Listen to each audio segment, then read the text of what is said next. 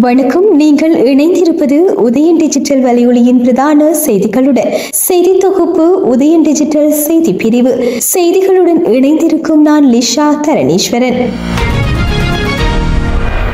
சங்குப்பட்டி பாலத்துக்கு அருகில் யாழ்ப்பாணம் மன்னார் பிரதான வீதியில் இளம்பெண் ஒருவரின் சடலம் நேற்று கரையொதுக்கியுள்ளது. கடலில் சடலம் ஒன்று மிதக்கின்றது என்று பூநகரி போலீசாருக்கு கிடைத்த தகவலுக்கு அமைய போலீசார் சம்பவ இடத்திற்கு சென்று விசாரணைகளை மேற்கொண்டனர். கிளிநொச்சி மாவட்ட நீதிமன்ற பதில் நீதிவான் சிவபால சுப்பிரமணியம் சம்பவ இடத்திற்கு சென்று விசாரணைகளை மேற்கொண்டார்.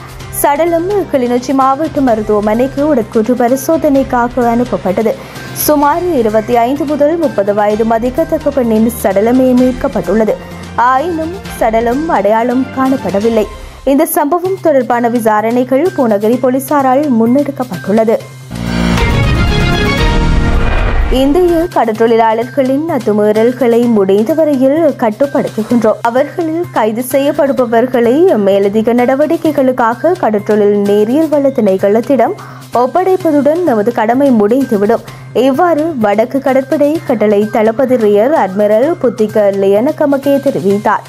யாழ்ப்பாணம் காங்கேசன்துறை கடற்படை முகாமில் கடற்படையின் 75வது ஆண்டு நிறைவை முன்னிட்டு நேற்று நடாத்திய விசேட ஊடக சந்திப்பிலேயே அவர் இவ்வாறு தெரிவித்துள்ளார். அவர் மேலும் தெரிவிக்கையில், இந்திய மீனவர்களின் அத்துமீறலை கட்டுப்படுத்துவது சவாலான விடயம். கடற்படை படகுகளுக்கு அதிகளவு எரிபொருள் தேவை. அதனால் எரிபொருள் சிக்கல்களை எதிர்கொள்கின்றோம். கடற்படையினர் ஒரு டோரா படகில் சென்றால் இந்திய மீனவர்கள் 50-100 படகுகளில் பெருமெடுப்பில் வருகின்றனர். கடற்படை படகை கண்டதும் இந்திய கடல் எல்லைக்குள் திரும்பிச் செல்கின்றனர். எம்மால் துரத்தி பிடிக்க முடிந்தளவு எல்லை தாண்டும் மீனவர்களை கைது செய்கின்றோம். படகுகளையும் கைப்பற்றுகின்றோம். எங்களால் கைது செய்ய மட்டுமே முடியும். அதே போன்று உள்ளூர் மீனவர்களின் சட்டவிரோத நடவடிக்கைகளையும் கட்டுப்படுத்த தேவையான நடவடிக்கைகள் கடற்படையால் மேற்கொள்ளப்படுகின்றன. உள்ளூர் மீனவர்களின் சட்டவிரோத நடவடிக்கைகளை தனியே கடற்படையால் மட்டும் தடுக்க முடியாது. அதற்கு மக்களின் ஒத்துழைப்பும் தேவை. சமூகத்தில் இருந்து தகவல்கள் கிடைக்க வேண்டும். அவ்வாறு கிடைத்தால் கடற்படையினர் நிச்சயம் நடவடிக்கை எடுப்பார்கள் என்றார். கிளிநொச்சி தட்டுவன்கொட்டியில் நடந்த வெடிப்பு சம்பவத்தில் படுகாயமடைந்த இருவரில் ஒருவர் உயிரிழந்துள்ளார். கொடிகாமத்தை சேர்ந்து 50 வயதுடைய சோகேதீஸ்வரன் என்பவரே உயிரிழந்தவராவார். இந்த சம்பவம் கடந்த மாதம் 29ஆம் தேதி நடந்தது. கைவிடப்பட்ட வீடொன்றில் எரிகணி ஒன்றில் இருந்து வெடிமருந்தை பிரித்தெடுக்க முயன்ற போது அது வெடித்ததில் கொடிகாமத்தை சேர்ந்த இருவர் படுகாயமடைந்தனர். இவர்கள் இருவரும் உறவினர்கள் ஆவார். படுகாயமடைந்தவர்கள் கிளிநொச்சி மருத்துவமனையில் சேர்க்கப்பட்டிருந்த நிலையில் அவர்களில் ஒருவர் உயிரிழந்துள்ளார். மாகாண சபை தேர்தல் நடத்தாமைக்கு தேர்தல்கள் ஆணைக்குழு காரணமல்ல. மாகாண சபை தேர்தலை எந்த முறைமையில் நடாத்த வேண்டும் என்ற சட்டம் தற்போது நாட்டில் இல்லை. அதனாலேயே அந்த தேர்தல் தாமதப்படுத்தப்பட்டுள்ளது என்று தேர்தல்கள் ஆணையாளர் நாயகம் சமன் ஸ்ரீரத்நாயக்க தெரிவித்துள்ளார். அவர் மேலும் தெரிவிக்கையில், மாகாண சபை தேர்தலை எந்த முறைமையில் நடாத்த வேண்டும் என்ற சட்டம் தற்போது நாட்டில் இல்லை. அவ்வாறு இருக்கும்போது தேர்தல்கள் ஆணைக்குழுவால் எவ்வாறு தேர்தலை நடாத்த முடியும்? தேர்தலை அவசரமாக நடத்த வேண்டுமாயின் நாடாளுமன்றத்தில் பிரேரணை ஒன்றை நிறைவேற்ற வேண்டும். ஆனால் இலங்கையின் தேர்தல்களின் புதிய முன்னேற்றங்கள் தொடர்பில் பேசிவிட்டு மீண்டும் பழமையான முறைமைக்கு செல்வது எதற்கு என்பதை சிந்திக்க வேண்டும்.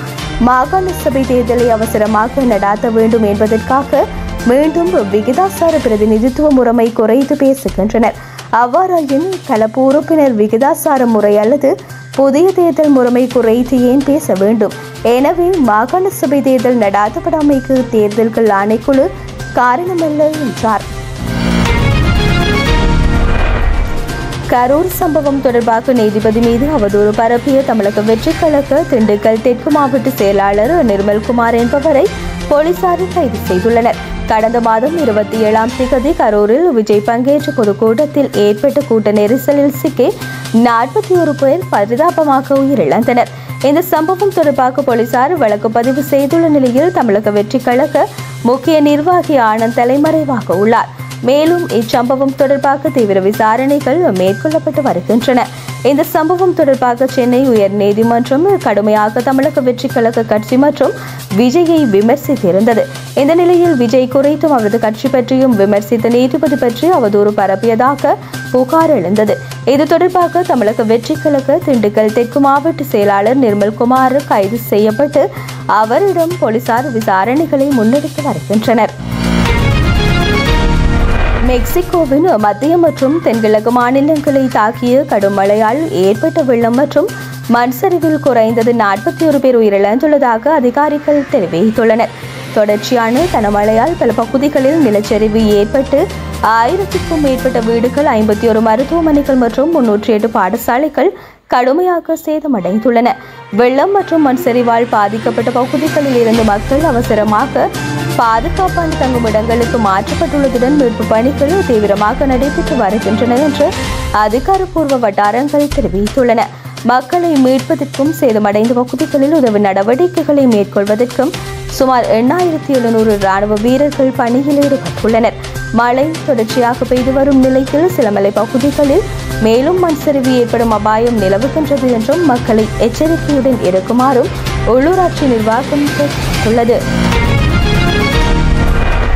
இந்திய அணிக்கு எதிரான 2வது டெஸ்ட் கிரிக்கெட் போட்டியில் ஐசிசி நடத்தை விதிகளின் நிலை ஒன்றை மீறியதற்காக மேற்கிந்திய தீவுகள் அணியின் வேகப்பந்து வீச்சாளரான ஜெய்டன் சீல்ஸுக்கு அபராதம் விதிக்கப்பட்டுள்ளது. குறித்த போட்டியில் இந்திய அணி தமது முதலாவது இன்னிங்ஸிற்காக துடுப்பெடுத்து ஆடிய போது ஜசஸ்வி ஜெய்ஸ்வால் அடித்த பந்தை பிடித்து அவரை தாக்கும் விதத்தில் வீசியதால் ஜெய்டன் சீல்ஸுக்கு அபராதம் விதிக்கப்பட்டுள்ளதாக குறிப்பிடப்பட்டுள்ளது. இந்த குற்றச்சாட்டுக்காக அவருக்கு போட்டி கட்டணத்தில் இருந்து 25% அபராதம் விதிக்கப்பட்டுள்ளதுடன் அவரது ஒழுக்காற்று பதிவில் ஒரு புள்ளியும் குறைக்கப்பட்டுள்ளது. இதேவேளை முன்னதாக ஜெய்டன் சீல்ஸுக்கு கடந்த 2024ஆம் ஆண்டு டிசம்பரில் பங்களாதேஷிற்கு எதிரான டெஸ்ட் போட்டியின் போதும் அவரது ஒழுக்காற்று பதிவில் ஒரு புள்ளி குறைக்கப்பட்டிருந்தமை குறிப்பிடத்தக்கது. இத்துடன் உதயன் டிஜிட்டல் வலையொலியின் பிரதான செய்திகள் நிறைவடைகின்றன. தொடர்ந்தும் செய்திகளை உடனுக்குடன் அறிந்து கொள்ள எமது உதயன் டிஜிட்டல் வலையொலி பக்கத்துடன் இணைந்திருங்கள். வணக்கம்.